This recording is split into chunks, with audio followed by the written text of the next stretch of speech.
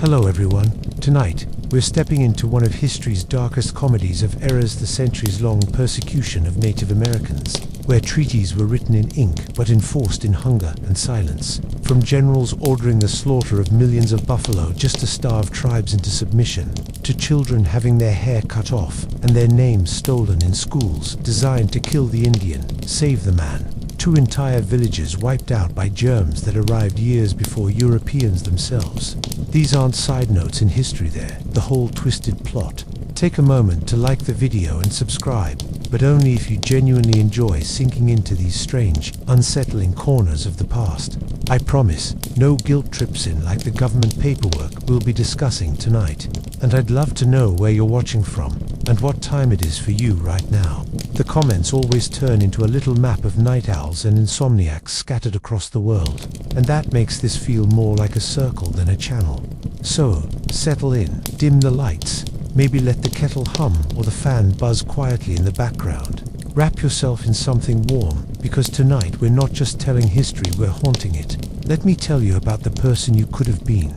Imagine you're standing by a river that's been your pantry, your medicine cabinet, and your church for as long as anyone remembers. You're wearing deerskin softened by smoke, your hair smells faintly of pine, and you've just perfected the art of catching fish with a spear sharper than your wit.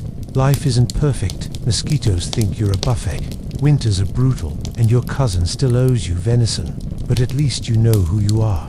Then one morning, a floating barn drifts into view, big, wooden, full of strange men who smelled like they haven't discovered bathing yet. Congratulations, you've just lived through the worst surprise guest scenario in history. First contact wasn't exactly a romantic adventure on the high seas. It was more like a bad episode of a cooking show, where half the ingredients are spoiled and everyone's coughing. The Europeans came with shiny trinkets, iron knives, and a casual side order of smallpox. And you were curious, cautious, maybe even willing to trade. Because how dangerous could a few bedraggled sailors really be? Spoiler, those men weren't just explorers, they were advanced scouts for centuries of property theft and cultural demolition. See, you had land, a lot of it, fertile soil, rivers stocked with fish, forests filled with game. To you, it wasn't property, it was home, kin, sacred ground. To them, it was empty because they didn't see fences, deeds, or sheep. Their logic went something like this: if no one's ruined it yet, it must belong to us. That's the original definition of free real estate. And while you were polite enough to share food with these newcomers, corn, beans, squash, they repaid you by writing entire manifestos about how you weren't using the land properly. Imagine baking bread for someone, and they respond by declaring your kitchen theirs because your rolling pin isn't stainless steel. That's how quickly admiration turned into justification for conquest. Oh, and let's not forget the germs. You didn't invite them, but they came anyway, hitchhiking on breath, sweat, and blankets. Within decades, waves of disease swept through villages faster than stories around a fire. Smallpox, measles, influenza you'd never heard before. But soon they were carving entire families out of the world. In some places, 9 out of 10 people died before they even saw a European face. Imagine your whole town vanishing overnight, and the only explanation anyone can offer is that the gods must be furious. That's how destabilizing it was. The eerie part: many of those early encounters weren't bloody at first. They were awkwardly cordial, even hopeful. But behind every handshake was a quill and a ledger. These men were already plotting which king or queen would own the land beneath your feet. Your generosity was written down not as friendship, but as proof that you didn't mind being dispossessed. If you gave them corn, they assumed you'd give them countenance. So yes, first contact looked like exchange, but it was really an ambush wrapped in diplomacy. You thought you were meeting neighbors. They thought they were meeting tenants. And just when you started to wonder if these pale men might leave, more ships appeared on the horizon, dozens, then hundreds, each one bringing more mouths to feed, more flags to plant, and more oops, we didn't know that was sacred ground moments than you could ever keep up with. And here's where it gets darker. If the floating barns had only brought people, maybe you'd still have stood a chance. But what they really unloaded was a future of plagues, sermons, laws, and weapons you'd never seen. You didn't know it yet, but the disruption had already begun. And speaking of plagues, you didn't even have time to sharpen your arrows before the first one hit. If you thought the strangers with their floating barns were the problem, wait until you meet the swans. They didn't bother asking permission before crashing the party, and they didn't bring wine or bread. No, they brought smallpox, measles, and influenza, those invisible guests who eat all the food, kill half the household, and then linger in the curtains for decades. Picture this: you're tending corn, the sun's warm, your community's alive with laughter and gossip, and then someone coughs. At first it's just a cough, maybe the pollen, maybe last night's smoke. Then the fever starts. Then the pus. Within days, half your relatives are bedridden, and within weeks, most of the people you've ever known are gone. Entire villages collapsed without a single musket fired. The wars hadn't even started, but the battlefield was already littered with bodies. It's hard to overstate what that kind of mortality feels like. Imagine 9 out of 10 people you know gone in one season. Not just neighbors, but chiefs, healers, hunters, storytellers, the memory keepers of your entire world. It wasn't just lives that were extinguished. It was recipes, songs, languages, sacred rites, everything passed by mouth, suddenly silenced mid-sentence. Historians call it virgin soil epidemics, which sounds almost poetic until you realize it was basically biological apocalypse for people who had no defenses. And here's the cruelest twist. Sometimes the first waves of disease arrived before the Europeans themselves. Trade routes carried blankets, clothes, and trinkets that doubled as infection packages. A village deep inland, untouched by foreign eyes, might wake up one morning to find itself mysteriously dying from a disease carried hundreds of miles by someone who had no idea what they were holding. Talk about a curse you didn't sign up for. You had your own systems of healing, herbs, sweats, ceremonies, but none of them could stop this. These weren't illnesses you could sing over or purge with fasting. They were invaders that tore through your immune system like fire through dry grass. Entire nations reduced to fragments, sometimes before they'd ever had a chance to resist with bows or diplomacy. And it wasn't just the numbers. When so many die, the survivors are paralyzed. Who buries the dead when there are too few hands? Who plants crops when the fields are empty? Hunger follows disease like a shadow. Winter comes and there's no firewood cut, no food stored. You're not just grieving, you're starving. Now imagine what the Europeans saw when they finally walked inland. Depopulated villages, silent longhouses, abandoned fields. To them, this looked like emptiness, proof that the land was underused, wasted, or worse, begging to be claimed. They didn't see the apocalypse they'd caused. They saw opportunity. God has cleared the land for us, some wrote in their diaries. Convenient theology, isn't it? Death as divine real estate planning. The epidemics didn't just kill people, they destabilized everything. Tribes weakened by disease couldn't defend themselves against expansion. Traditional alliances broke apart when whole clans disappeared. Leaders who might have negotiated or resisted were gone, leaving power vacuums. Disease turned thriving nations into easy targets, and the timing, perfect for the invaders. Anyway, by the time armies, missionaries, and settlers arrived in full force, disease had already softened the ground. Think of it like sending termites ahead of the bulldozers. By the time the house looks shaky, it's already been hollowed out. So yes, before the wars, before the broken treaties, before the reservations, the deadliest battles were fought in the lungs and under the skin. You didn't even need to raise a weapon. The war had already begun, and your enemies didn't even know they'd unleashed it.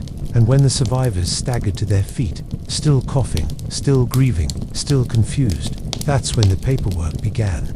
If you thought the strangers with their floating barns were the problem, wait until you meet their plus ones. They didn't bother asking permission before crashing the party, and they didn't bring wine or bread. No, they brought smallpox, measles, and influenza, those invisible guests who eat all the food, kill half the household, and then linger in the curtains for decades. Picture this: you're tending corn, the sun's warm, your community's alive with laughter and gossip, and then someone coughs. At first it's just a cough, maybe the pollen, maybe last night's smoke. Then the fever starts, then the pustules. Within days, half your relatives are bedridden, and within weeks, most of the people you've ever known are gone. Entire villages collapsed without a single musket fired. The wars hadn't even started, but the battlefield was already littered with bodies. It's hard to overstate what that kind of mortality feels like. Imagine 9 out of 10 people you know gone in one season. Not just neighbors, but chiefs, healers, hunters, storytellers, the memory keepers of your entire world. It wasn't just lives that were extinguished, it was recipes, songs, languages, sacred rites, everything passed by mouth, suddenly silenced mid. Historians call it virgin soil epidemics, which sounds almost poetic, until you realize it was basically biological apocalypse for people who had no defenses. And here's the cruelest twist. Sometimes the first waves of disease arrived before the Europeans themselves. Trade routes carried blankets, clothes, and trinkets that doubled as infection packages. A village deep inland, untouched by foreign eyes, might wake up one morning to find itself mysteriously dying from a disease carried hundreds of miles by someone who had no idea what they were holding.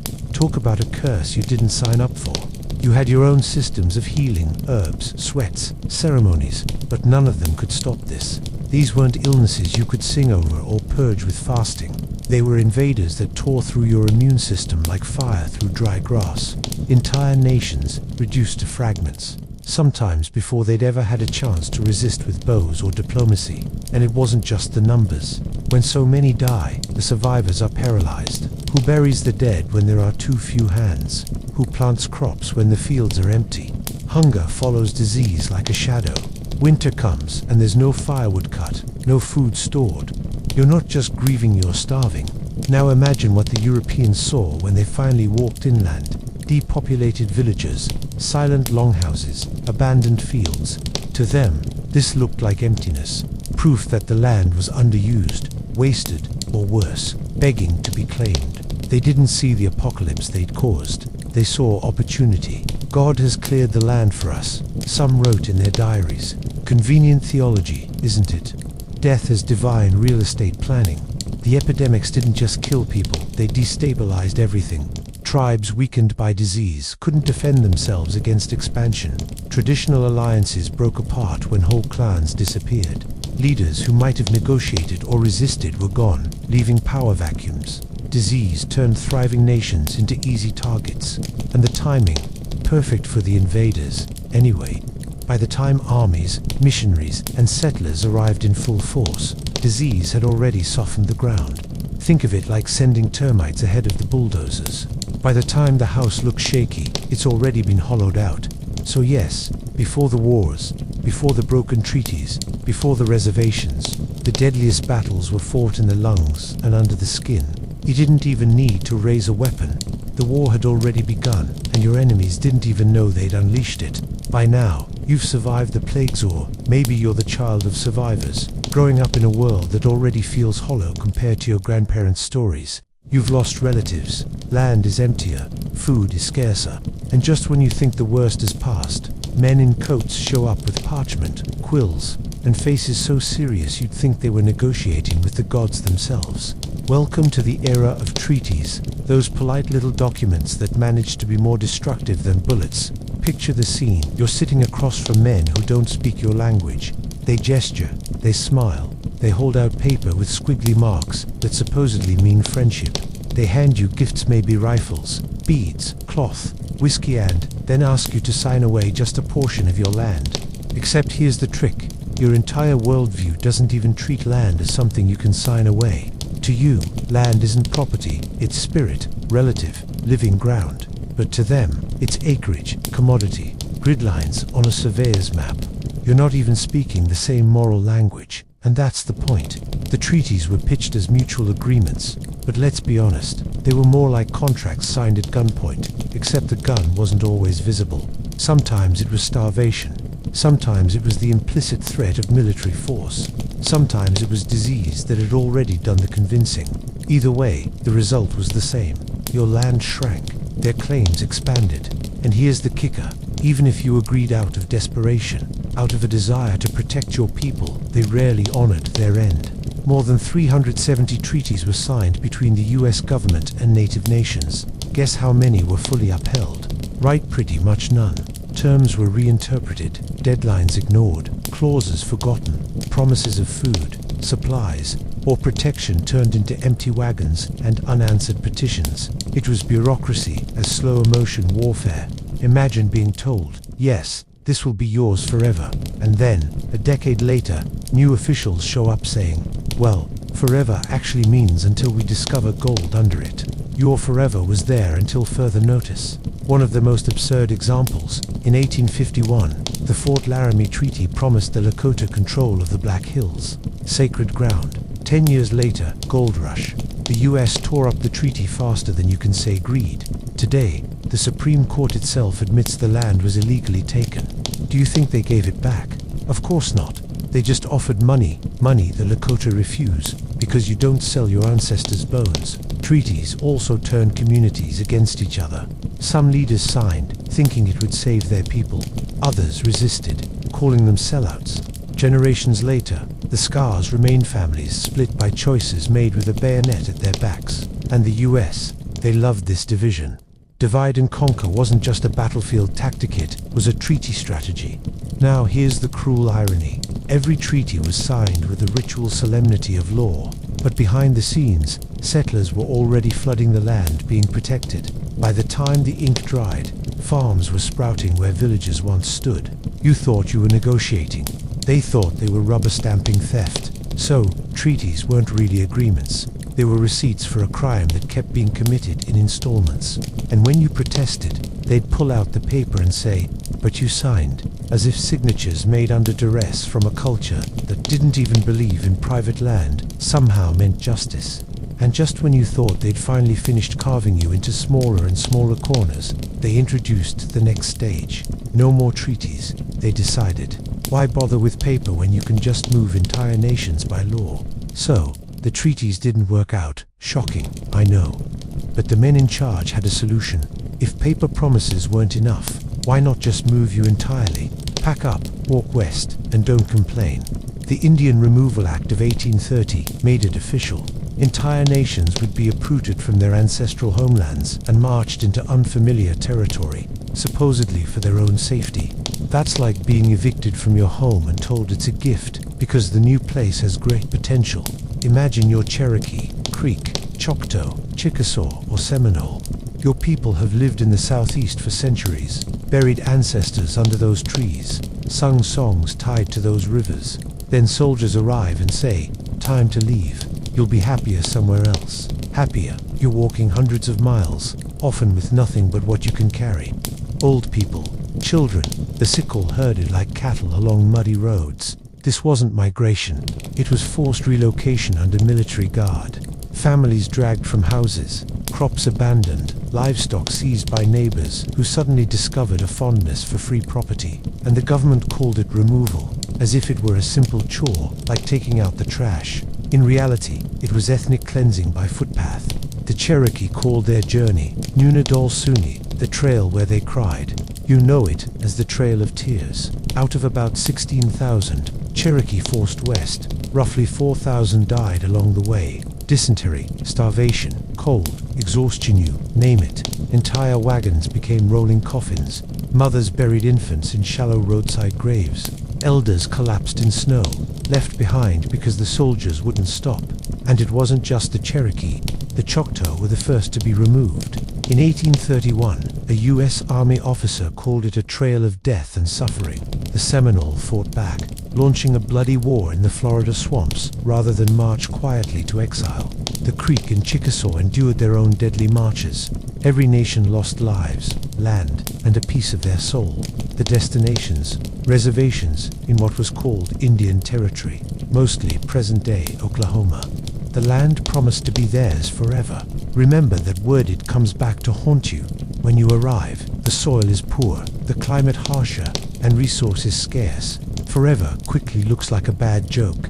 And here's the thing, the removal wasn't even efficient. Corruption ate through the funds. Contractors pocketed money meant for food and blankets. Supplies never arrived. Some native people were forced to walk barefoot in winter, clothed in rags, while officials in Washington patted themselves on the back for their civilized solution. The psychological toll, enormous. You weren't just moved, you were severed. From sacred ground, burial sites, stories tied to rivers and mountains.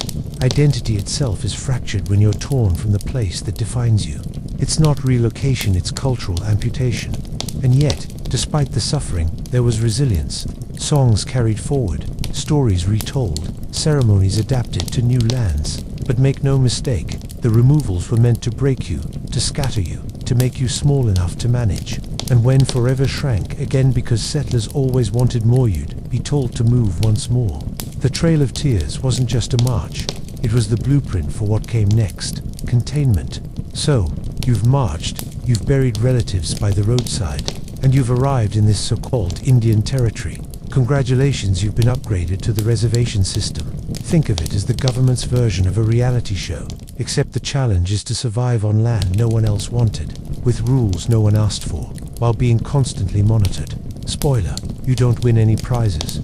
Reservations were sold as protection, sanctuaries where native nations could live in peace forever. But let's translate.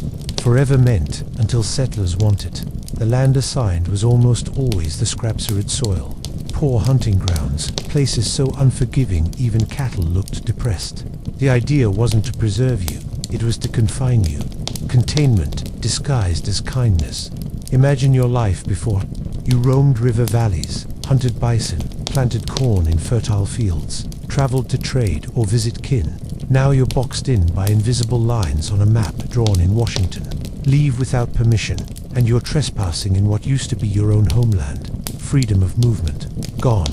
Mobility, the core of your culture, becomes a punishable offense. And then there's food.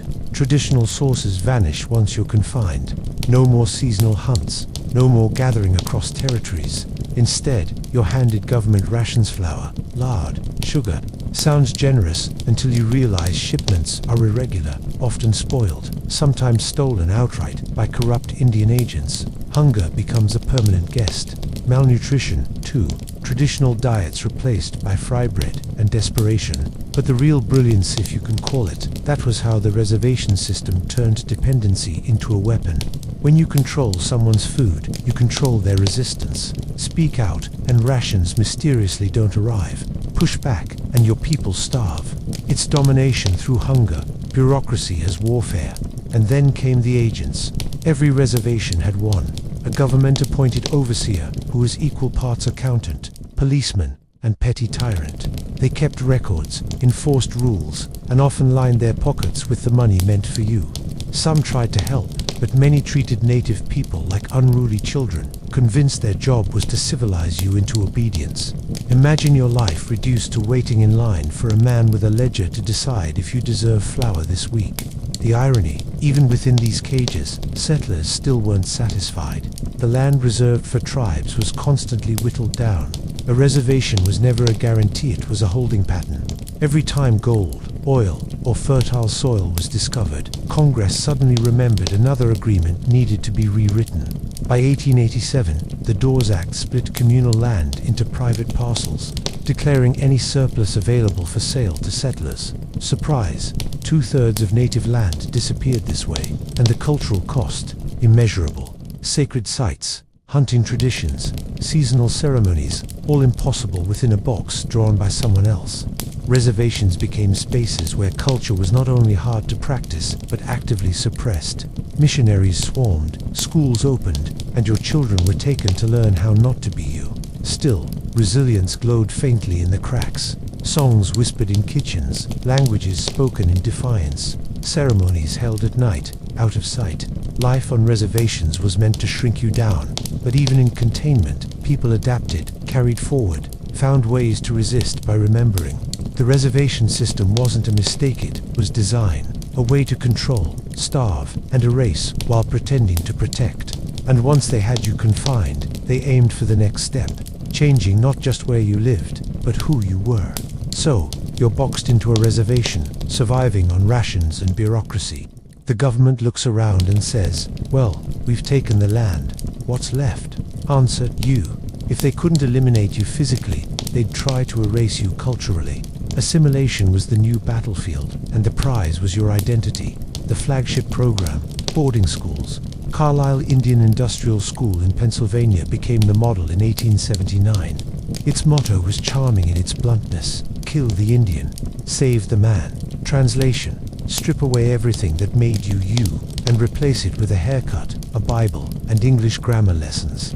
Imagine being a child, taken from your family, sometimes lured with promises of education, sometimes dragged by force.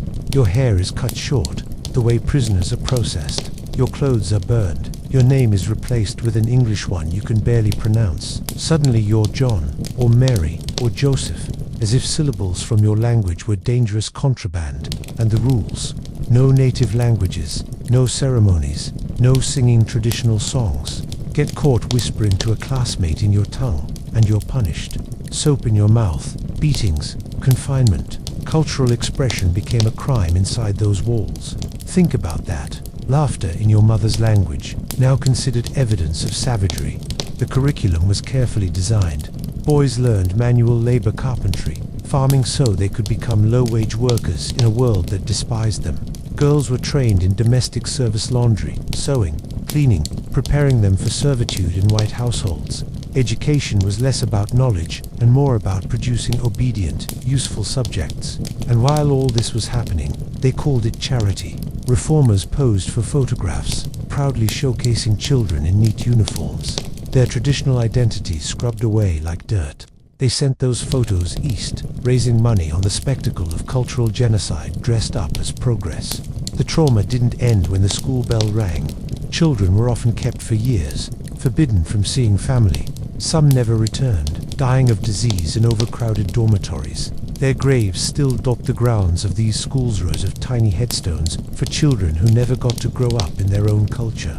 For those who survived, the damage rippled outward.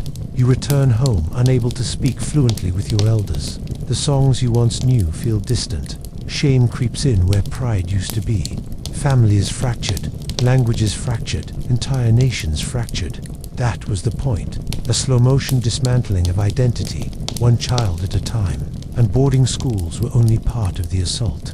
The reservation agents enforced bans on ceremonies: no Sundance, no ghost dance, no potlatch. Medicine men were outlawed, drums confiscated, sacred fires extinguished under federal authority. Spiritual leaders risked jail just for praying in their own way. Even food was weaponized. Traditional diets replaced with government commodities. Hunting outlawed, fishing restricted, foraging criminalized. Every habit that tied you to your ancestors was marked uncivilized and swapped for something bland, foreign, and cheap.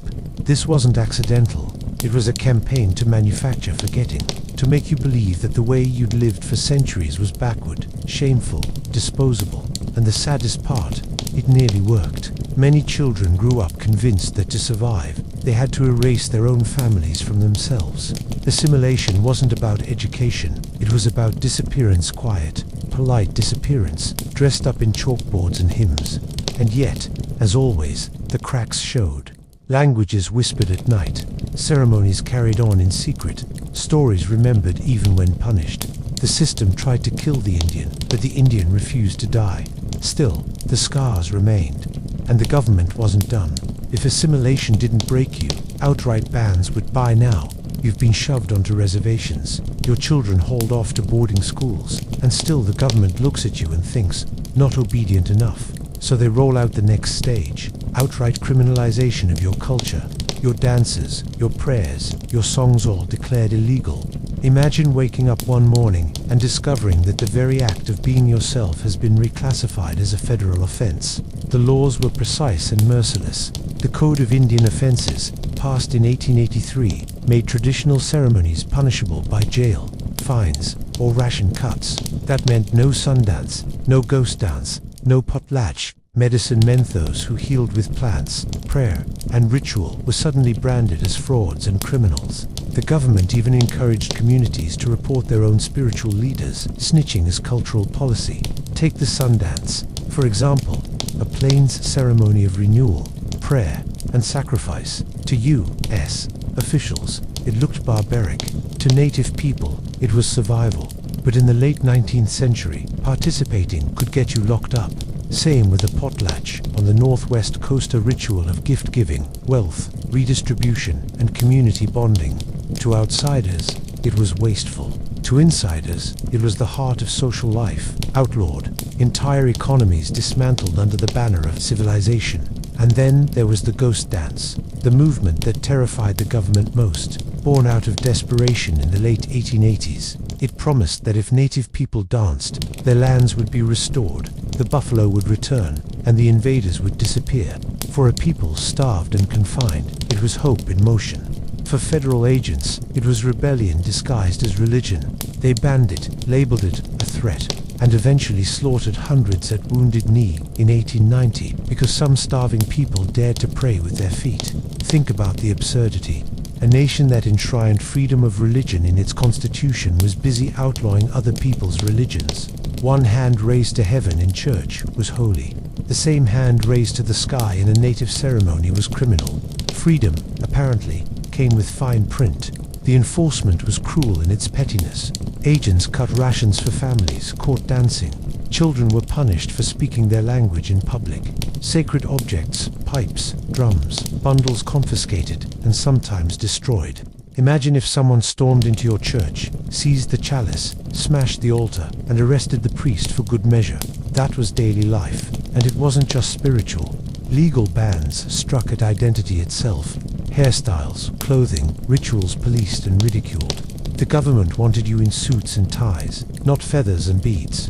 They wanted hymns, not chants. They wanted obedience, not ceremony. Everything about you was measured against a yardstick that said white is civilized, native is savage. Yet suppression only pushed culture underground. Ceremonies didn't vanish, they went into hiding. Families whispered prayers at night. Dances were disguised as social gatherings. Songs were sung softly, away from watchful ears. The flame dimmed, but it never went out. Still, the damage was deep. Generations grew up believing their own traditions were illegal, dangerous, shameful. Some internalized that message. Others resisted, but at great cost. And all the while, the government congratulated itself for stamping out paganism. But here's the thing. When you criminalize hope, it doesn't disappear, it simmers. And when it erupts, it terrifies those who tried to silence it. Which is exactly what happened when suppression collided with outright violence. By now, the plan is working beautifully for them. At least, you've been boxed in, starved out, and outlawed for practicing your own religion. But here's the problem from the government's point of view. You're still alive. And worse, you're still not sufficiently submissive. Solution: violence. Not the accidental kind, not the collateral damage kind. Deliberate, calculated. Military violence dressed up as battles. Let's be clear, many of these battles were massacres. Picture Sand Creek, 1864. You're Cheyenne or Arapaho, camped under a white flag of peace, believing you're safe because you've surrendered and been told to stay put. Then, at dawn, soldiers led by Colonel John Chivington ride in. They open fire on men, women, children. People run, some hide in sandpits, some flee into the river. The soldiers don't stop. They mutilate bodies, scalp the dead, and take trophies. Later, they parade those body parts in Denver like hunting prizes. And the official report: a great victory. Victory over what babies in cradles. Or take Wounded Knee, 1890. The US Army surrounds a Lakota camp, tense after the Ghost Dance revival. The Lakota are freezing, hungry, desperate. Soldiers demand they surrender their weapons. One rifle goes off by accident, most historians say. The army responds with Gatling guns. Within minutes, nearly 300 Lakota are dead. Women, children, elders cut down in the snow. Some run for miles before collapsing, riddled with bullets. Soldiers later receive medals for this. Yes, medals for shooting unarmed women and children. These weren't isolated. Washita, Bear River, Maria's River massacres, dressed up as military operations. The language was always the same: pacification, engagement, subduing hostiles. In reality, it was clearing the land by killing the people on it. The US military became an extermination machine, and the reports back to Washington made it sound like pest control. What's eerie is how sanitized the words became. Engagement meant families slaughtered in their lodges. Hostiles meant people refusing to starve quietly. Victory meant a pile of corpses. And the public, many cheered, newspapers praising the triumph of civilization. The deaths of native people weren't tragedies, they were marketing material for westward expansion. And don't think the violence was only about killing. It was also about terror. Massacres sent a message: resist, and we will annihilate you. It was psychological warfare. After Wounded Knee, native communities across the plains knew resistance was suicide. The point wasn't just to win it, was to crush the spirit of a people. But here's the dark irony. Every time soldiers massacred, survivors carried the memory. Stories of Sand Creek, Wounded Knee, and others became part of the collective consciousness. Trauma, yes, but also testimony. The government wanted these moments erased, but instead, they became markers of survival. Proof that even when almost destroyed, the people endured. Still, imagine being there. Imagine watching soldiers decorate themselves with the bodies of your kin. Imagine being told your dead children counted as a military engagement, and then imagine walking past the medals pinned to the chests of the men who did it. That's not just violence, it's humiliation, ritualized and enshrined in history. By the late 19th century, the war for the continent was over. The US Army declared victory. But what kind of victory is it when the other side was mostly women and children? When the battlefield was a winter camp? The answer was clear. It wasn't victory. It was slaughter with paperwork. And once the shooting slowed down, the question remained, how do you make sure the survivors never rise again? Easy. Strip them not only of land, but of wealth, tools, and livelihood. So the guns have quieted. The massacres have left their scars, and the army has declared victory. But victory, in this case, means survivors still breathing. And for policymakers, that's a problem. You can't have survivors holding on to land, resources, or even a shred of independence. The solution? Economic dispossession, a slower kind of death, one measured in acres and bushels rather than bullets. Enter the Dawes Act of 1887, one of the most devastatingly polite weapons ever passed by Congress. On paper, it sounded generous. Each native family would get an allotment of land 160 acres, sometimes less to farm like civilized people. Communal landholding, the heart of native life, was declared backward. The government's big idea was to turn you into a miniature yeoman farmer, a brown-skinned replica of Thomas Jefferson's dream citizen. But here's the catch. Once they divided the communal land into individual plots, any surplus land that is everything not assigned to native families was sold to settlers. Surprise, surprise, there was always surplus. The math is staggering. Before the Dawes Act, native nations held about 138 million acres. Within a few decades, that number was down to 48 million. Two-thirds of the land base vanished, neatly packaged and sold off to railroads, speculators, and homesteaders. Imagine your community being told, here's your piece of the pie, then watching as the rest of the pie, your hunting grounds, sacred sites, rivers is sliced up and handed to strangers who plant wheat where your ancestors are buried. And it wasn't just about land. The allotment system fractured community itself. Communal responsibility gave way to private ownership, enforced by deeds and titles, concepts alien to most tribes. Families who refused to farm in the prescribed way risked losing their allotments. Many did, and when taxes were introduced on those parcels, people who couldn't pay saw their land auctioned off to outsiders. Poverty wasn't an accident, it was engineered. The government even framed this as benevolence. We're helping them become self-sufficient, officials said, while simultaneously destroying the very systems that had made native nations self-sufficient for centuries. Talk about ironic charity, stealing a person's house, then congratulating yourself for teaching them to build a tent. Of course, corruption flourished. Indian agents skimmed money, sold off resources, and ensured tribes received as little benefit as possible from the land that remained. Timber, oil, minerals extracted without fair compensation. Imagine standing on land that was once yours, watching someone else get rich off it, while you're told to be grateful for your 160 acres of dust. And the cultural cost was just as severe. Communal land wasn't just economic hit, it was spiritual, social, ancestral. Ceremonies tied to landscapes became impossible when those landscapes were fenced, sold, or plowed under. The allotment system wasn't only about farming. It was about breaking the bond between people and place, reducing sacred land to real estate listings. By the early 20th century, the results were obvious. Widespread poverty, dispossession, dependency. Reservations became islands of scarcity, surrounded by settlers' abundance. Native nations were pushed to the economic margins, stripped of the wealth their land once provided. And once dependency was established, the government had leverage. Do as we say, or starve. Economic dispossession wasn't flashy like a massacre. It didn't make headlines like a battle, but it was relentless. Every acre lost, every resource stolen, Every law passed chipped away at survival until poverty itself became policy. And once the land and wealth were stripped away, the final insult was waiting in the environment itself. Because when the earth was destroyed, so too were the ways you had always lived. So, the land's been carved up, sold off, and renamed after some governor's cousin. You've lost the rivers, the forests, the hunting grounds. But dispossession isn't just about maps, it's about destroying the very environment that sustained you. And here, the settlers didn't just take, they annihilated. Let's start with the buffalo. For Plains nations, the buffalo was everything: food, clothing, shelter, tools, ceremony. It was economy and cosmology rolled into one.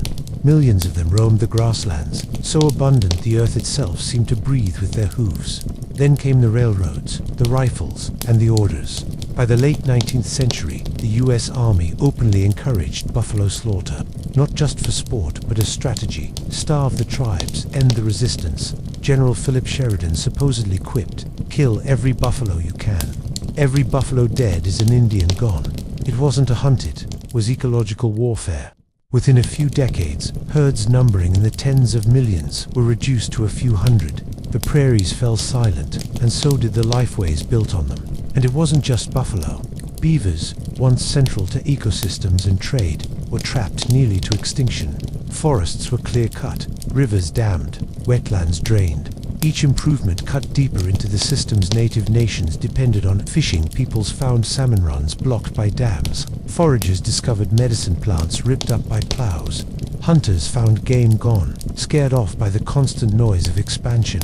It was as if the settlers were determined not only to take the land, but to make sure it couldn't nourish you even if you managed to stay. Mining made it worse. Gold in California, silver in Nevada, copper and oil elsewhere, all dug out of mountains and rivers considered sacred long before they were profitable. Streams once pure enough to drink from became poisoned with mercury and silt. The very landscapes tied to ceremony and myth turned into industrial zones. Picture standing at a river where your people once gathered to pray, only to see it choked with toxic runoff. Fish belly up, the water glinting with chemicals instead of starlight. And the railroads, the railroads, they didn't just cut across the land. They sliced through migration routes, scattered herds, and carved up territories like butcher's meat. Wherever the tracks went, settlers followed, stripping away what remained. The iron horse was more than transportation. It was the artery of colonization, pumping settlers west and pumping resources east. For native nations, it was the sound of encroachment, whistle by whistle. The government called all this progress. Towns sprang up, fields were plowed, factories smoked on horizons once ruled by open sky. But progress for one meant ruin for another. Native people watched as the balance of their environments delicately maintained for centuries collapsed under the weight of profit. When the buffalo vanished, starvation followed. When rivers were dammed, salmon cultures nearly disappeared. When forests were razed, medicine and memory both were lost. The environmental devastation wasn't collateral damage, it was part of the strategy. By destroying the sources of food, clothing, and ceremony, the government ensured dependency on rations and stores. The reservation system alone couldn't break a people, but reservation plus environmental ruin, that was the knockout blow. And yet, even as the world around you was reshaped beyond recognition, you were still told this was for your own good. Civilization, they called it. As if civilization required killing the buffalo, poisoning the rivers, and flattening the mountains. Strange kind of progress, the kind that leaves you hungry, grieving, and surrounded by ghosts in the shape of landscapes. But ecological ruin was only half the trap. The other half was legal laws designed to ensure you'd always be second class in your own homeland. By now, you've been marched, fenced, starved, and stripped of your environment. But the government wasn't satisfied with just taking your land and buffalo. No, they had to make it official. Time to codify your inferiority in law. Because what's conquest without a stack of paperwork? Enter the legal doctrines. In 1831, Cherokee Nation v. Georgia set the tone. The Supreme Court declared tribes to be domestic dependent nations. Sounds fancy, right? Like you're part of a diplomatic club. In reality, it meant you're dependent, like a child, and your nationhood exists only at Congress's pleasure. It was the judicial version of patting you on the head while pocketing your lunch money. The very next year, Worcester v. Georgia actually recognized that states couldn't meddle with tribal sovereignty, a rare win. But President Andrew Jackson's response, legend has it, he basically said, "John Marshall has made his decision. Now let him enforce it." Translation: nice ruling, shame about the lack of soldiers to back it up. Sovereignty on paper meant nothing when the executive ignored it. And then came the doctrine of plenary power. That's Congress's supposedly absolute authority over native nations. Absolute as, in your treaties, your sovereignty, your rights could all be rewritten or revoked at will. No negotiation needed, just a vote in Washington by men who'd never set foot on your land. Imagine signing a contract where the other party has the legal right to shred it any time they feel like it. That's not a contract. That's extortion with a letterhead. The courts doubled down with the trust doctrine. Tribes were declared wards of the federal government, with the US as guardian. Guardian sounds protective, and you realize this guardian is drunk on power and keeps selling your stuff. The government managed tribal land, money, and resources for your benefit, which usually meant mismanagement, embezzlement, and the occasional disappearance of millions from trust funds. Guardianship has legalized pickpocketing. Meanwhile, state governments piled on. Despite rulings affirming federal authority, states routinely passed laws limiting native rights, restricting movement, banning ceremonies, even controlling employment. Legal contradictions flourished. You were sovereign when it suited them, dependent when it didn't, and criminal whenever they needed a scapegoat. Citizenship itself was dangled like a carrot. Native people weren't granted U.S. citizenship until 1924, and even then, some states blocked voting for decades. Imagine fighting in World War I, bleeding in France for a flag that doesn't even allow you into the voting booth back home. Democracy, apparently, had a dress code. The legal framework was never about fairness, it was about control. By redefining you as both nation and ward, the system created a paradox that allowed endless interference. Tribes were too sovereign to escape federal oversight, too dependent to resist it, and too inferior to be treated as equals. It was legal purgatory, carefully designed to keep you trapped. And through it all, the government insisted this was for your own good. Court rulings dripped with paternalistic language. Protection, guardianship, civilization. But protection looked a lot like theft. Guardianship looked a lot like dictatorship. And civilization looked a lot like erasure written in Latin. So yes, the law was clear. Not clear to you. Of course, you were still speaking your own language, while lawyers buried you under clauses and precedents, but clear enough to ensure you'd always be second class, standing in your own homeland with fewer rights than the settlers squatting on your stolen fields. And while the courts sealed your legal inferiority, the trauma seeped into daily life, passed down like an inheritance no one wanted. By now, you're living under laws that call you dependent, confined to land, chosen for you, with your ceremonies banned and your economy gutted. But here's the thing, violence doesn't just end with bodies in the ground or land lost on a map. It seeps inward. It lingers in minds, families, stories. Welcome to the slowest, cruelest chapter, the kind you can't bury with treaties or rifles. Psychological and generational trauma start with the children. Boarding schools didn't just cut their hair or scrub their language, they rewired childhood itself. Imagine being 5 years old, ripped from your mother's arms, shipped hundreds of miles away, and told your family, your songs, your prayers are dirty. Every time you spoke your language, you were beaten. Every time you cried for home, you were shamed. You learned quickly that survival meant silence, and silence became your companion long after you returned. Some never came back at all. Diseases ran rampant in dormitories, and unmarked graves still lie under schoolyards. For those who did return, the distance was unbearable. You couldn't talk to your grandparents. Your tongue had been trained away. The lullabies you once knew were gone. You were a stranger in your own home. And worse, some carried back the abuse they'd endured. Physical, sexual, emotional. Trauma didn't end at the school gates. It followed you into adulthood, into families, into generations. Now fold that into daily life, on reservations. Poverty wasn't just economic, it was emotional. Hunger gnawed not only at stomachs, but at dignity. Dependency on rations, corrupt agents, and hostile laws bred helplessness. That helplessness turned into despair, and despair turned inward. Alcohol was introduced and weaponized, spreading in communities already broken by loss. Addiction wasn't a flaw of character, it was the anesthetic for centuries of grief. And grief wasn't abstract. Every elder lost in epidemics meant a library of knowledge burned down. Every child forbidden their language meant another link in the chain broken. Families were fragmented not just by death, but by policies designed to fracture them, removals, allotments, schools. Identity itself became a battlefield, and many grew up not knowing how to belong in either world.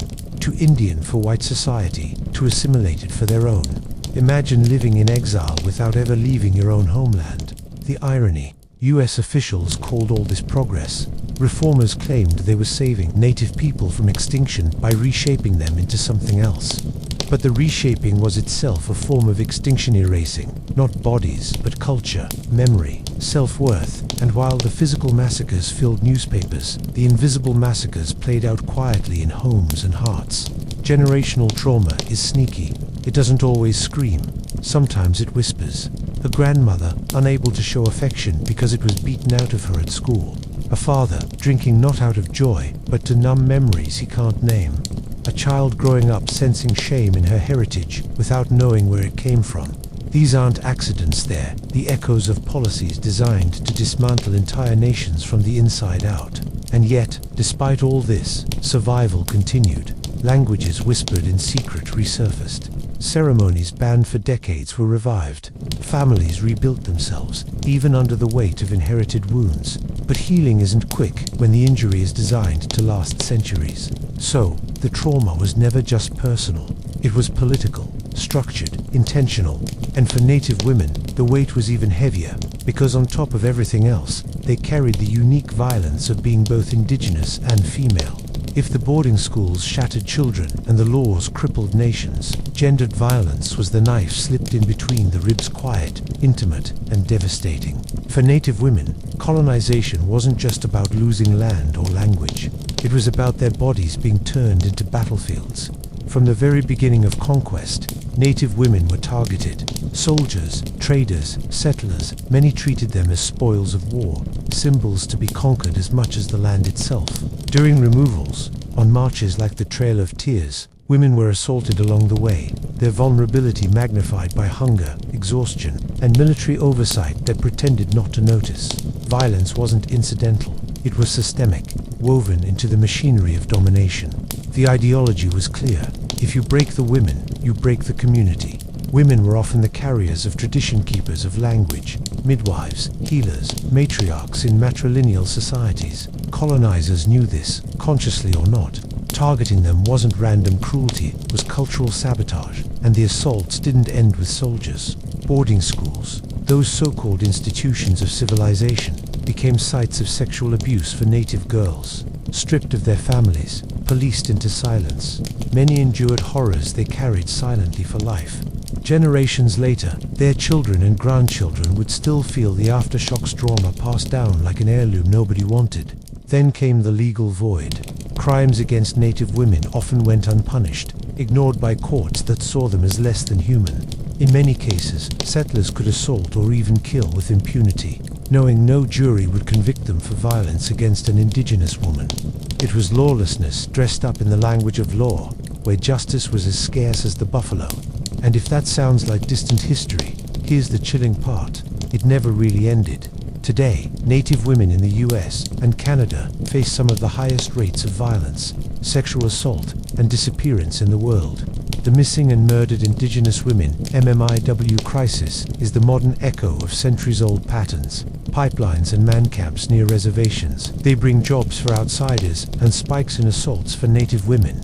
Police jurisdictional loopholes still leave many crimes unresolved. The colonial logic that Native women's lives are expendable remains stubbornly alive. The irony, of course, is that many Native societies were matrilineal before colonization. Women held power, chose leaders, controlled property. Colonizers couldn't stand this.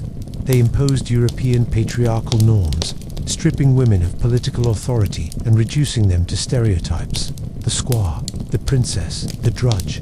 Violence was reinforced not only with weapons, but with stories that dehumanized. Think of the symbolism. Colonizers called the land virgin territory, ripe for conquest. They feminized it, sexualized it, then violated it.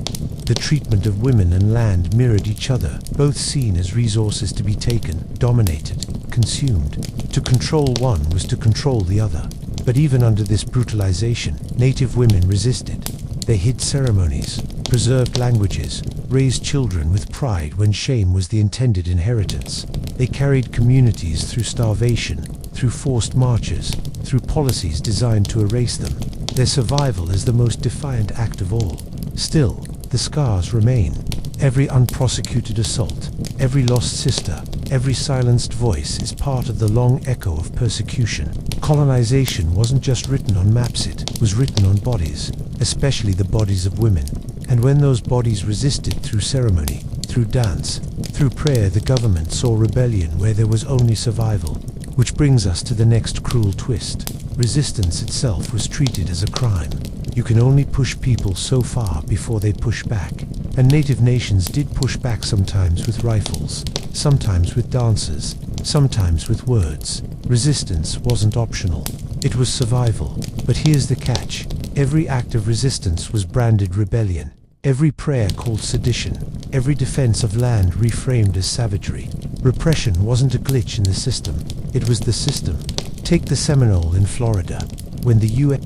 tried to force them west in the 1830s, they fought back in swamps thick with mosquitoes and alligators. Guerrilla warfare before anyone called it that. The army had the numbers and the weapons, but the Seminole had the terrain and the will.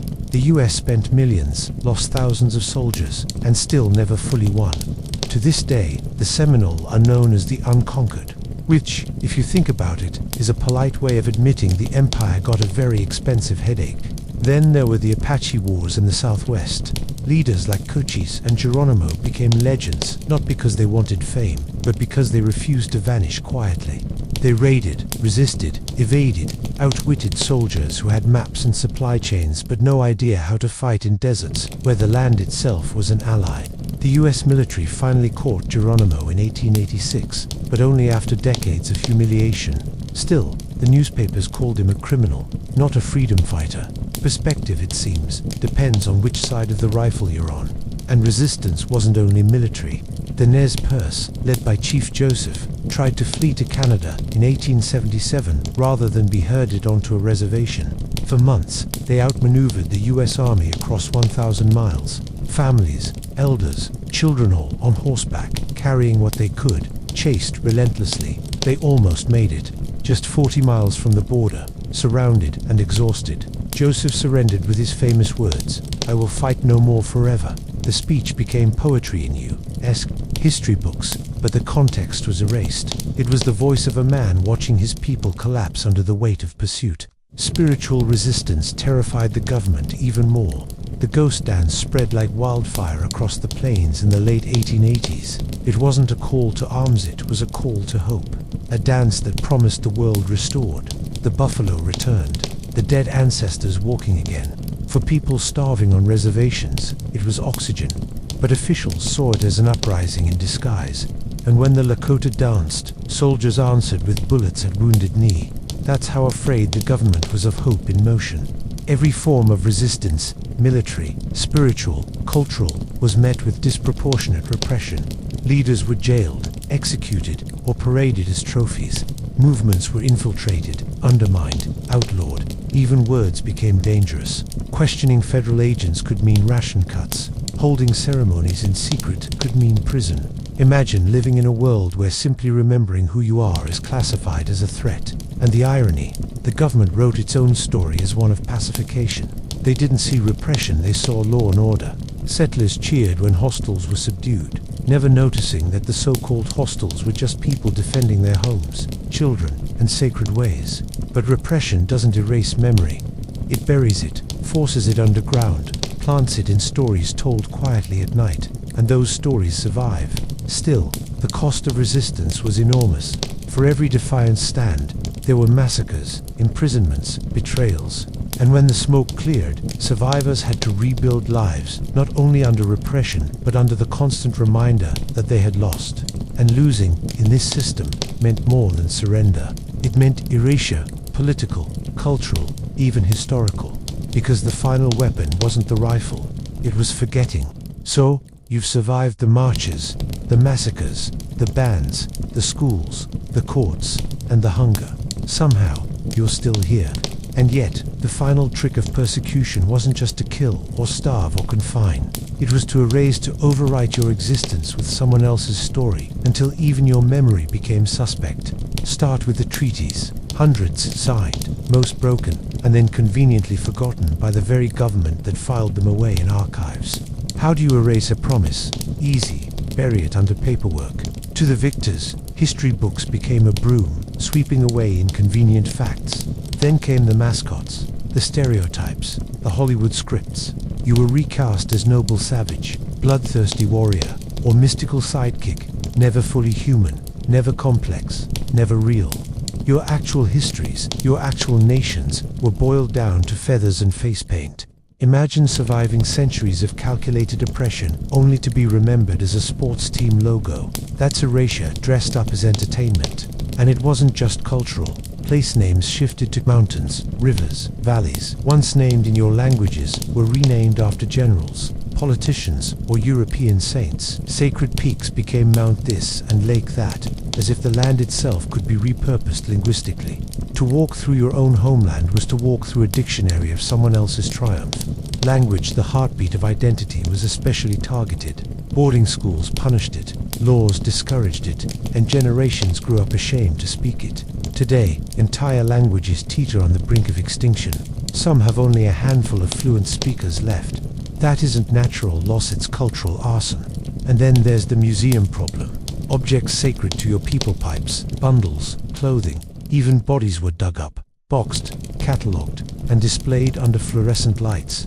Your ancestors turned into curiosities, your heritage tagged and shelved like library books. Colonizers called it preservation. You might call it grave robbing with air conditioning. The erasure even extended to memory itself. History textbooks for much of the 20th century barely mentioned native nations, except as background characters in someone else's drama pilgrims, pioneers, cowboys. Your people appeared only to die heroically, tragically, or conveniently, so the real story of progress could march on without you. And yet, here's the paradox. For all the attempts to erase, the survival itself is the loudest protest. Languages are being revitalized, ceremonies revived, histories retold. Every powwow, every class teaching kids their ancestral tongue, every activist standing against pipelines is proof that erasure failed. Not completely damaged remains, but failed all the same. Still, the legacy of erasure hangs heavy. Communities carry wounds where memory should have been. Generations grow up with gaps in their own histories, forced to rediscover what should have been passed naturally. And society at large, many still don't know the scale of what happened, or worse, don't care. That ignorance is the legacy, the most successful part of the plan. Because when the story of persecution is untold, when treaties are forgotten, when massacres are downplayed, the crime doesn't just belong to the past, it lingers, it repeats, it seeps into modern crisis: missing and murdered indigenous women, environmental destruction on sacred lands, poverty on reservations. The erasure isn't over, it just changes shape. So yes, you could have been this person. You could have lived in a world where your culture, your voice, your land were targeted not just with guns but with silence. And the silence, in many ways, has been the loudest weapon of all. Silence didn't begin with guns or treaties. It started with breath. A cough in the wrong place, a fever that rose too fast, a rash no healer had ever seen before. Before there was conquest in battle, there was conquest in lungs and bloodstreams. Diseases like smallpox, measles, and influenza swept across the Americas in waves, so devastating that some entire villages emptied before a European ever stepped foot inside them. The numbers stagger the imagination. In some regions, 9 out of 10 people died within a generation of first contact. 9 out of 10, and entire choir of voices gone before their songs could reach the next season. Whole oral traditions evaporated mid-sentence, stories half-finished, languages cut short in the throats of their speakers. For people whose histories weren't written in books, but carried in memory and speech, this wasn't just death, it was erasure in real time. What made it crueler was the timing. Often the epidemics arrived ahead of colonizers themselves. Trade networks that had connected nations for centuries turned into highways for pathogens. Blankets carried disease farther than the men who traded them. A community might wake up to find itself collapsing from an illness that had traveled hundreds of miles from a place no one had ever seen. Silence arrived before explanation, before cause could be named. Healers tried what they knew: sweat lodges, fasting, herbs that had soothed fevers for centuries. But none of it stopped the pustules of smallpox, the burning lungs of influenza, the red fever of measles. The illnesses weren't just new, they were utterly alien. The rituals and remedies that had bound people to balance suddenly failed. The silence grew heavier, now filled with unanswered prayers. The aftermath was as devastating as the sickness itself. Who plants the corn when the farmers are gone? Who buries the dead when there are too few hands left? Starvation followed disease, doubling the losses. Winter descended on fields that stood empty. Villages once alive with drumming and laughter became eerily still, smoke no longer rising from their hearths. The quiet wasn't chosen, it was imposed by sheer absence. And when Europeans did finally walk into those hollowed lands, they saw emptiness and assumed vacancy. Abandoned houses became proof that no one had truly owned them. Silent villages became evidence, in their eyes, that the land was free for the taking. A theological loophole presented itself. God must have cleared the land in preparation for them. The silence of the dead was rebranded as divine real estate planning. But silence doesn't erase grief. Survivors carried it in their bodies and faces. Communities shrunk to a fraction of their size. Elders who should have passed down knowledge were gone, leaving gaps no one could fill. Languages lost speakers until entire dialects vanished. The world itself felt muted, and the silence was contagious not just from disease, but from fear. If speaking your traditions didn't save you, what good were they? Yet silence had another purpose. It disguised weakness from outsiders. Survivors held on to what little remained, whispering stories, repeating fragments of ceremony. The words didn't ring as loud as before, but they still lived. Even in epidemics, the quiet carried traces of what came before. And when the coughing subsided and the survivors looked up again, they found strangers waiting with paper, with pens, and with promises that would turn silence into policy. After the silence of epidemics came the silence of paperwork. Soldiers weren't always necessary when ink could do the gagging. More than 370 treaties were signed between native nations and the United States. They were recited with solemnity, written in fine script, ratified with pomp, and broken almost as quickly as the ink dried. Each treaty promised protection, land, or supplies. Each one also hid a knife behind the clauses, for people whose agreements had always been sealed in council, witnessed by the natural world, and honored as binding through kinship. The arrival of parchment contracts was baffling. How do you treat land like a commodity? How do you measure a river in square miles? What does it mean to own the air between mountains? The language of treaties was a foreign tongue, and misunderstanding wasn't accidental. It was strategy. Even when chiefs signed in good faith, the documents were engineered to constrict. Ambiguous borders, vague timelines, fine print that left forever open to interpretation. Forever, it turned out, meant until gold is discovered. Forever meant until the next railroad survey. Forever meant until further notice. Treaties didn't protect native land, they set it up for removal in installments. The power imbalance was blatant. Negotiations were rarely equal. Soldiers stood nearby, rifles glinting, while interpreters, often biased or incompetent, translated in ways that tilted the scales. Leaders signed because refusing meant hunger, violence, or both. It was like being asked to play cards at a table where the dealer keeps both decks and all the chips. You could sit down, but you'd never win. And when terms were violated, as they inevitably were, protest fell into a void. Tribes petitioned, traveled east to speak before Congress, pleaded for promises to be honored. They were heard politely, dismissed quietly, and returned home to find settlers already fencing off the land they'd been told was secure. Legal silence worked more efficiently than bullets. The treaties didn't just steal territory, they split communities. Some leaders signed, hoping concessions would spare their people worse suffering. Others refused, denouncing compromise as betrayal. Families divided, clans argued, resentment festered. The government thrived on this division. Divide and conquer wasn't just a battlefield tactic, it was written into law. Occasionally, treaties recognized the sacredness of certain lands. The Black Hills, for example, were guaranteed to the Lakota in 1868.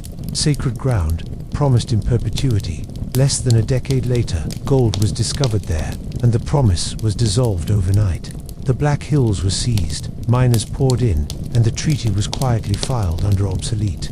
When the Supreme Court ruled over a century later that the seizure was illegal, the solution wasn't return of the land. It was a cash payout. Money for mountains, checks for sacredness. The Lakota refused. Some things cannot be bought. The irony was thick. Treaties were hailed as symbols of peace, but they functioned as instruments of silence.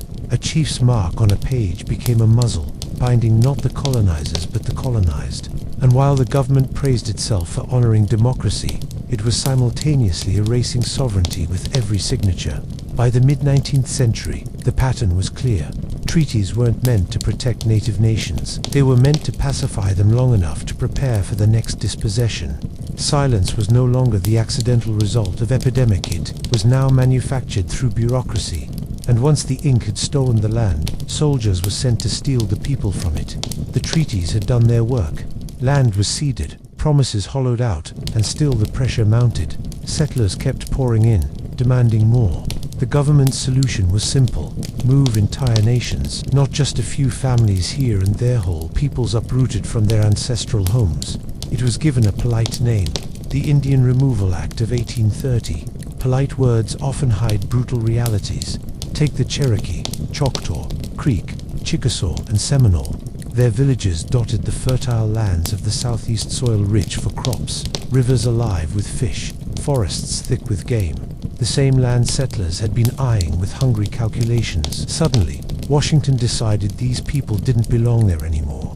Instead, they were to be relocated west of the Mississippi, to territory described as a permanent homeland. Permanent meaning, until someone else wanted it. The marches began. The Choctaw were the first to go, trudging hundreds of miles through rain and snow.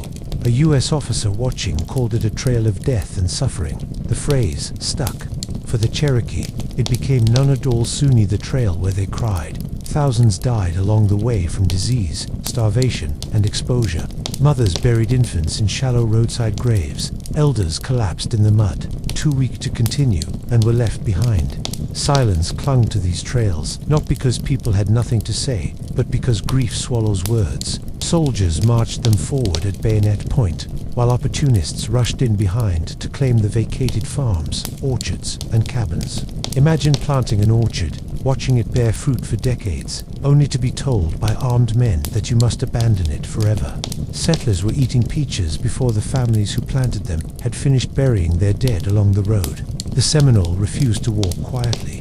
They resisted in Florida's swamps, waging one of the longest guerrilla wars in U.S. history. Some were killed, others captured, but many simply melted into the swamps, never fully defeated. Resistance, however, was treated as rebellion, and rebellion justified harsher measures. For most nations, resistance ended with bayonets pressing them toward exile. The destination was Indian Territory, present-day Oklahoma. It was supposed to be the end of removals, a final, secure homeland, but the soil was thin, the climate harsh, and the promise of permanence already riddled with cracks. Communities that had lived for centuries in landscapes tied to their cosmologies, mountains, rivers, sacred groves, found themselves dumped on unfamiliar plains. Ceremonies tied to place lost their grounding. How do you pray to a mountain that's been left behind?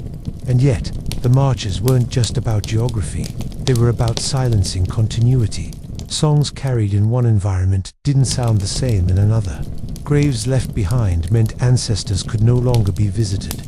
Oral traditions tied to landmarks became unmoored, cut adrift from the land that had given them shape. Removal wasn't simply relocation, it was cultural amputation. The government called it benevolent, removing native nations to save them from extinction. In reality, it was displacement at scale, designed to clear land for cotton, railroads, and expansion. The silence of the trails became the soundtrack of manifest destiny. And once people were herded into these new, unfamiliar lands, the next step was to keep them there, locked in place. Containment became the new form of silencing. Once the marches ended, silence didn't lift, it only shifted.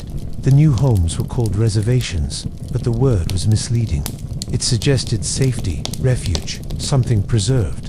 In practice, reservations were less sanctuary than containment spaces designed to confine rather than protect. Boundaries were drawn on maps, often with no regard for the rivers, hunting grounds, or sacred sites that had structured life for centuries.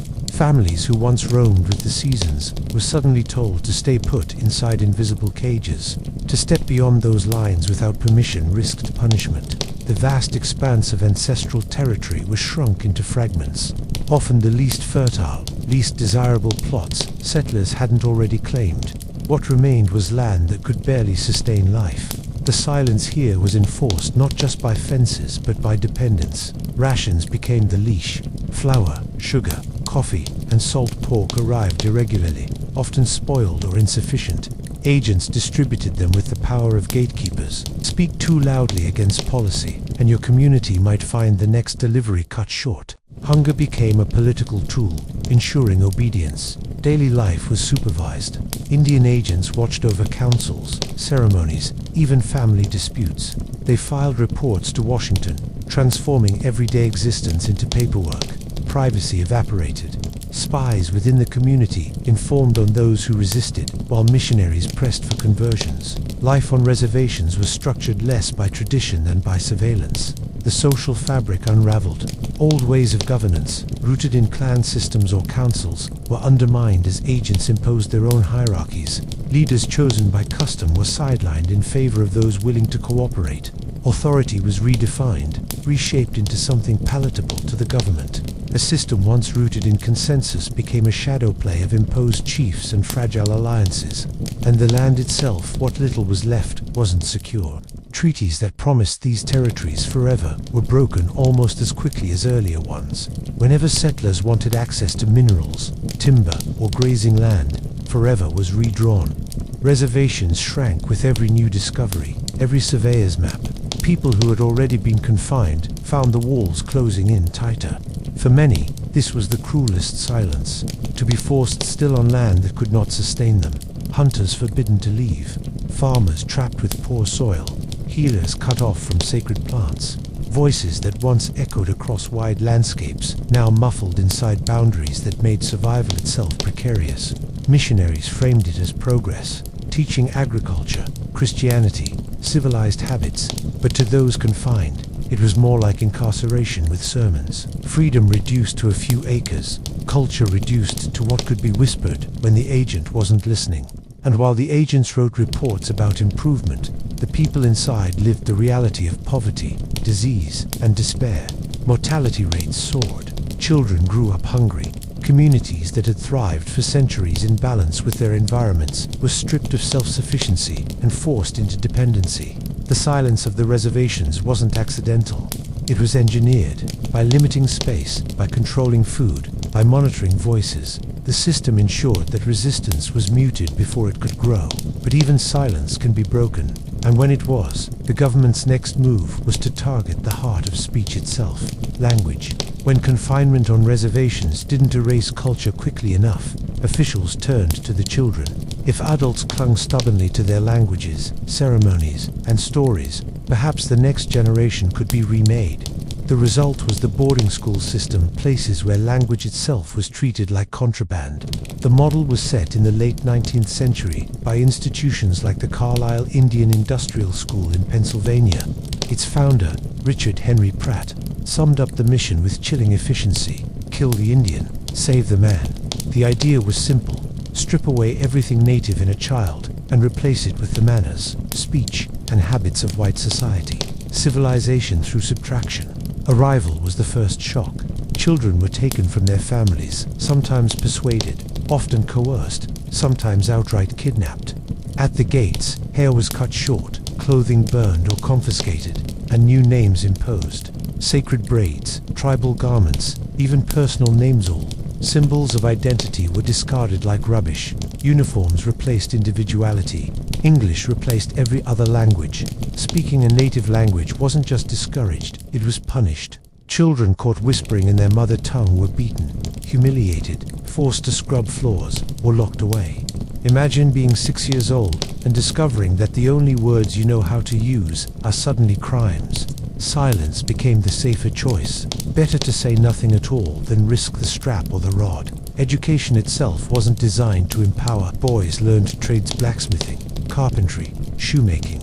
Girls were taught laundry, sewing, domestic service, enough to place them in the lowest rungs of the economy, never enough to give independence. Lessons in reading and writing were often shallow, more about obedience than intellect. The true curriculum was assimilation, not education, and abuse thrived in this environment. Accounts of physical, emotional, and sexual abuse are legion. With children far from their families, stripped of language and protection, they were easy prey. Generations carried the scars often unspoken, because the very language to describe them had been stolen. The impact on families was catastrophic. Parents who had entrusted or been forced to entrust their children to these schools found them returned as strangers. They couldn't speak to grandparents, couldn't follow ceremonies, couldn't even participate fully in family conversations. The bridge of language had been cut. Children came back ashamed of their heritage, suspicious of their parents' ways, caught between two worlds and belonging to neither. The system spread widely. By the early 20th century, hundreds of boarding schools operated across the US and Canada. Attendance was often compulsory. Resistance meant punishment, sometimes jail for parents who refused to send their children. Silence became a family inheritance. Parents spoke less, children spoke in English, and entire languages dwindled. Missionaries and reformers congratulated themselves. They pointed to neat rows of uniformed children in photographs, standing stiffly like little soldiers of assimilation. What those photos never showed were the unmarked graves behind many schools, the epidemics that swept through crowded dormitories, the grief of parents whose children never came home. The boarding school system didn't just strip language, it stripped trust. It taught generations that silence was safer than speech, conformity safer than honesty. And while officials claimed success, what they truly created was an intergenerational echo of loss. But even silence has its limits. And when language and ceremony were driven underground, the next move was to criminalize the very acts of remembering. After language was beaten out of children in schools, the government turned its gaze to the rituals and ceremonies that still managed to survive. If families whispered songs in secret, if medicine bundles were passed quietly between generations, if dancers returned in the moonlight, despite the fences, then laws would have to finish what epidemics and schools had started. Memory itself was to be declared illegal. In 1883, the US government introduced the Code of Indian Offenses. It was presented as reform, another noble attempt to bring civilization to people who apparently didn't know they needed it. But the code was blunt in its aim: ban the core practices of native life, the sun dance, the ghost dance, the potlatch healing ceremonies, all outlawed. The logic was simple and ruthless. Ceremonies tied people to their cultures, and culture was an obstacle to assimilation. So ceremonies were redefined as crimes. Healing became sorcery. Dances became disorderly conduct. Generosity rituals like the potlatch, where wealth was redistributed to strengthen community. Bonds were denounced as wasteful, practically sinful, in a world that worshipped private property. In short, memory had to be severed from action. Punishments followed quickly: prison for those who led rituals, withholding of rations for those caught participating, children threatened with starvation if their parents clung to ceremonies. Entire communities were forced to choose between survival and tradition. Most chose survival, though not without grief. The silence that descended wasn't ignorance, it was strategic. The ghost dance made this tension painfully clear. In the late 1880s, it spread across the plains, offering hope that the buffalo would return, the dead would rise, and the old world would be restored. It was, in essence, memory made into movement, harmless, even tender, in its longing. But federal agents saw danger. The dance was banned, suppressed, and finally answered with bullets at Wounded Knee in 1890. Nearly 300 men, women, and children were massacred for daring to remember a world before dispossession. The silence that followed was enforced with gunpowder. Canada had its own versions. The potlatch ban, enforced for decades, sent leaders and hosts to prisons simply for practicing generosity. Masks, regalia, sacred objects confiscated, sold, or displayed in museums as Imagine being arrested not for theft, not for violence, but for giving gifts at a community gathering. Colonial logic could not comprehend wealth as something shared, so it criminalized it outright. These laws created a new kind of silence, not just absence, but internalized caution. People learned to disguise rituals as ordinary gatherings, to sing in whispers, to pray in forms that outsiders would mistake as harmless. Memory didn't vanish, it hid, waiting.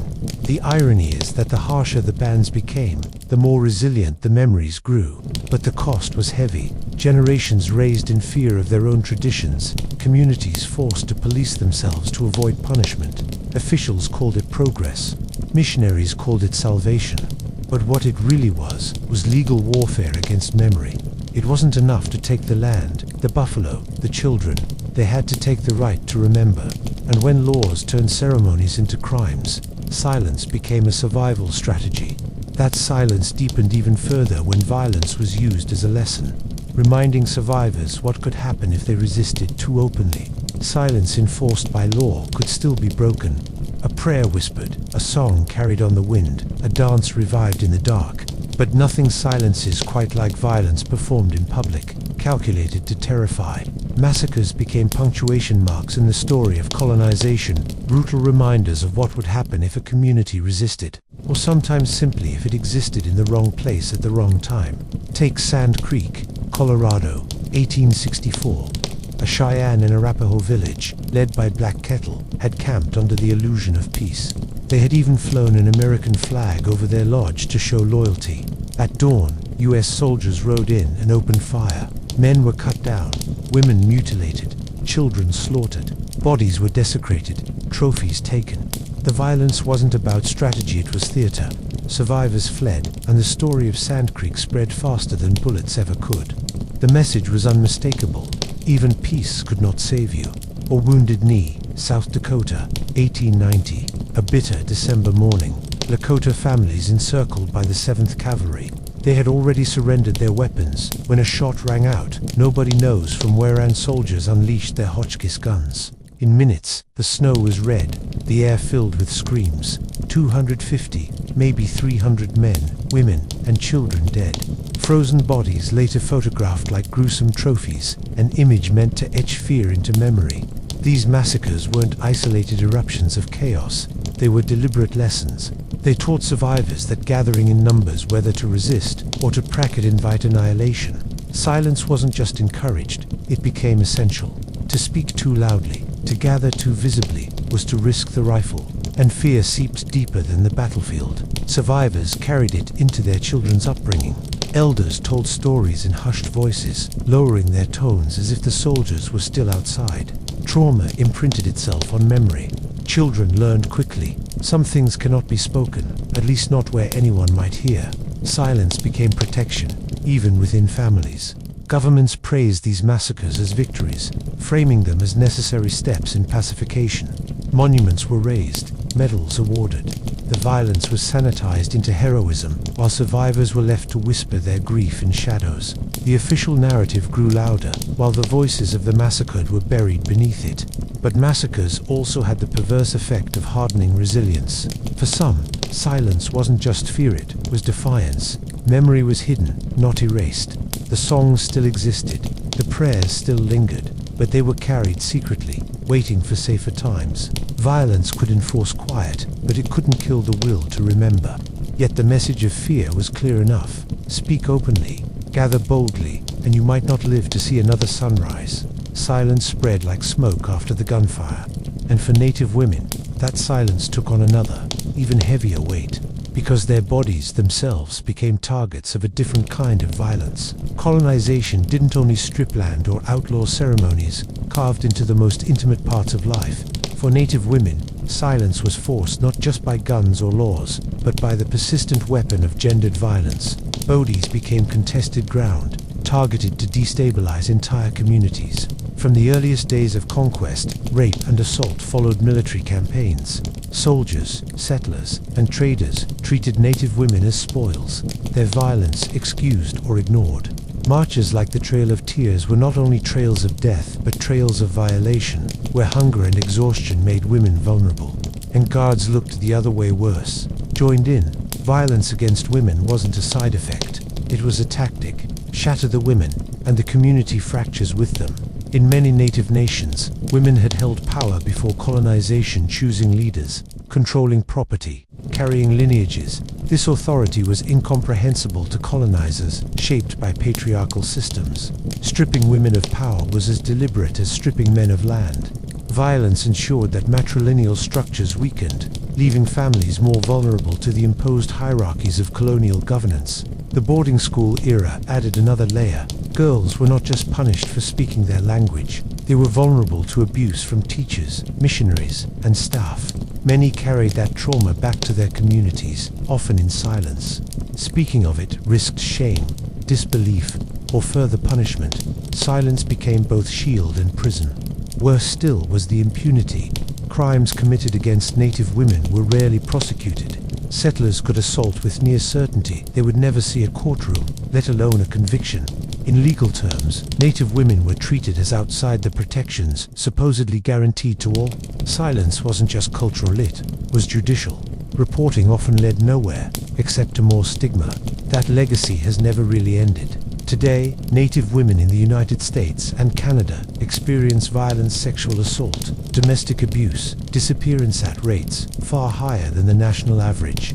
The crisis of missing and murdered Indigenous women is not an anomaly, but a continuation. Man camps near pipelines, jurisdictional loopholes, indifferent law enforcement. The pattern remains. The silence imposed by violence is still enforced by systems designed not to listen. And yet, women continued to resist, even when survival meant speaking softly or hiding practices in plain sight. They preserved languages in lullabies, whispered at night. They smuggled rituals into kitchens and back rooms. They carried culture forward when institutions tried to bury it. Silence, in their hands, was not surrender, it was strategy, a way to protect what could not yet be spoken aloud. Still, the weight was immense. Generations of women carried trauma that rippled through families.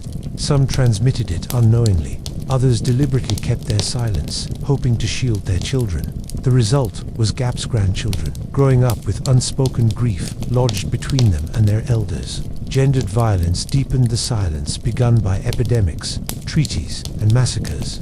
It didn't only wound individuals, it destabilized the very networks that kept communities strong. And once silence had settled into homes, into families, into the spaces between generations, it became an inheritance no one asked for.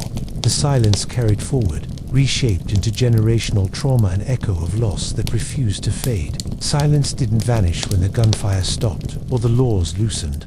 It sank deeper into families, into the marrow of memory.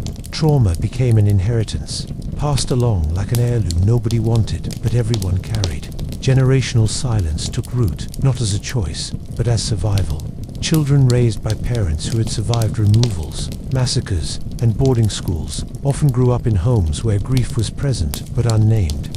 A mother who had been beaten for speaking her language no longer taught it to her children, not because she didn't love it, but because she wanted to spare them the pain. A father who had seen relatives massacred or starved rarely spoke of it, his silence becoming a shield against memories that threatened to break him. The next generation inherited not the stories, but the silence surrounding them. This silence was reinforced by shame, carefully cultivated by colonial systems. Boarding schools taught children to look down on their own people, to see traditions as primitive, language as a stain, ceremony as sin. Returning home, these children often felt estranged, caught between two worlds. They didn't fully belong in settler society, but they no longer spoke the language of their grandparents. The gulf widened, and silence filled it. The consequences echoed through daily life. Families struggled to express affection when schools had beaten tenderness out of them. Alcohol and addiction crept in as coping mechanisms, numbing wounds that had no words. Children grew up sensing the weight in their parents' eyes, but rarely hearing the story behind it. Trauma was communicated, not in speech, but in tension, in absence, in the things that were never said. Even ceremonies, when practiced, were often carried out with caution. Whispers instead of chants, secrecy instead of celebration. The sense of risk attached itself to culture itself, teaching children that survival meant keeping quiet. Silence became a language of its own, passed down through generations. Anthropologists began to notice this pattern in the 20th century, calling it historical trauma. Communities scarred by colonization displayed the same symptoms as individuals recovering from catastrophe: grief, depression, anxiety, disconnection. But unlike a single catastrophe, colonization had been relentless, stretching across centuries. Trauma was not just remembered, it was relived, reenacted, embedded into the very structures of life. And yet, silence wasn't only destructive, it also carried fragments of resilience. In some families, words were hidden but not lost, kept in lullabies, in prayers murmured before sleep, in phrases whispered to children when outsiders weren't listening. Silence, paradoxically, became the way memory survived. But this came at a cost. What should have been spoken freely had to be carried underground, leaving future generations to rediscover what should never have been hidden. By the mid-20th century, many communities were living in this double shadow, grieving losses they couldn't fully name, carrying traditions they couldn't fully practice. Generational silence wasn't an accident. It was the logical result of policies, violence, and laws designed to sever memory itself.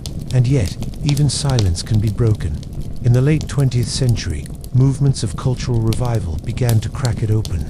Languages once punished in schools began to be taught again. Ceremonies outlawed for decades returned in open spaces. What had been whispered for survival began, slowly, to be spoken aloud. The silence, however, had left scars. Healing would take time, centuries even. But revival meant the final chapter of forced silence was being rewritten, not by colonizers, but by the people who had endured. And from that silence rose defiance, the whisper turning into a voice. Silence, heavy as it was, never managed to finish the work it was meant to do. Even when ceremonies were banned, languages punished, and children trained to forget, memory found ways to seep through the cracks. Defiance didn't always look like open rebellion. Sometimes it was as small as a whisper, a song hummed under one's breath, or a story told only in the safety of night. Elders carried words like embers, hidden in their palms, passing them carefully to those willing to hold the heat. Some languages survived in fragments, phrases tucked into lullabies, prayers disguised as ordinary speech, ceremonies adapted, rebranded as harmless gatherings, conducted in barns or kitchens rather than open fields. What was supposed to vanish endured, not loudly, but stubbornly. Whispered memory kept the thread unbroken. By the mid-20th century, the whispers began to rise into voices. Activists in the Red Power movement of the 1960s and 70s spoke openly of sovereignty, cultural revival, and pride. Occupations of places like Alcatraz weren't just political theater, they were reclamations of voice. For generations told to keep quiet, standing on an island and declaring presence was revolutionary. Silence cracked, and the echoes carried far. Language revitalization became one of the fiercest acts of defiance. Communities built immersion schools, elders recorded their speech, and children began learning the tongues their grandparents had been beaten for speaking. Each new speaker was a rebuke to centuries of forced quiet. Every word resurrected felt like a small victory against erasure. Ceremonies, too, found their way back into the open. The Sundance, the potlatch, the sweat lodge once criminalized returned, no longer hiding in shadows.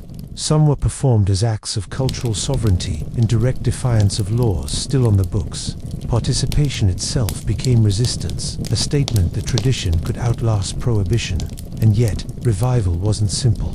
Generations of silence left gaps that could not always be filled. Some languages had too few speakers left. Some ceremonies were fragmented, remembered only in pieces. The damage of silence was real. But defiance turned those fragments into seeds. From partial memory grew adaptation, innovation, and renewal. Survival wasn't about perfect continuity, it was about refusing to let silence be the final word. The irony is that what had once been suppressed is now recognized as vital. Universities teach indigenous languages. Museums, once hoarders of sacred objects, are pressured to return them.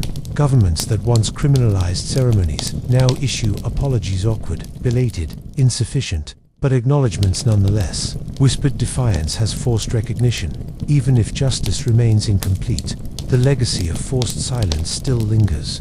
Trauma echoes through families. Communities still struggle with poverty and systemic neglect. But revival means silence no longer reigns unchallenged. Stories are being retold, voices are rising, and songs once punished are sung openly again. The quiet that was once imposed has been reshaped into something else: resilience.